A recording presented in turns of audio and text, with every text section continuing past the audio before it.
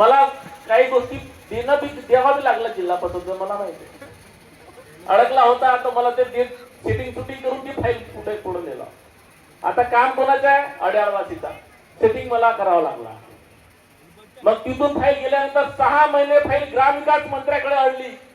ग्रामविकास मंत्री सांगत होता कोणत्या तरी नेत्याचा फोन आला आणि फाईल थांबवा. 6 महिने फाईल थांबली नसती तर आज आपली नगरपंचायत झाली असती. आज ही नगरपंचायत झाली असती, आज कदाचित निवडणूक लागली असती.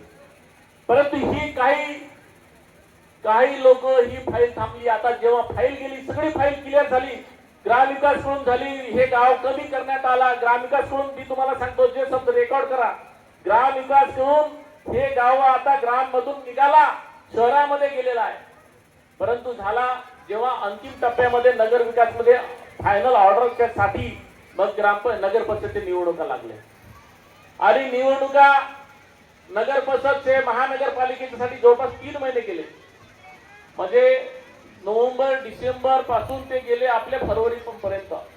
आणि त्याच्यामध्ये नंतर मग 1 जानेवारी पासून निवडणूक आयोगाचा त्याला काय म्हणतात जनगणना सुरू झाला. जनगणना सुरू झाली.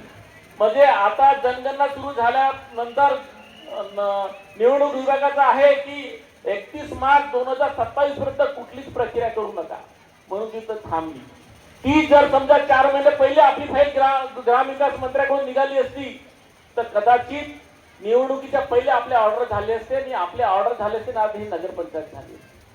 म्हणजे मी तुम्हाला मुद्दाम यासाठी सांगतो की काही लोकांनी हात धुवून प्रयत्न केला की नगरपंचायत व्हायलाच नाही पाहिजे. तर का मला इथे इलेक्शन लढायचं आहे नगर परिषद?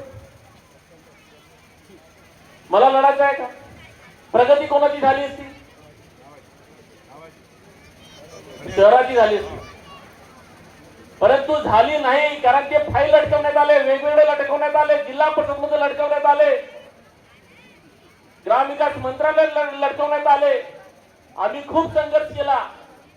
परंतु ही 3 पक्षाची सरकार आहे. 3 तिघाडा आणि काम झाला खराब त्या फाईलचा.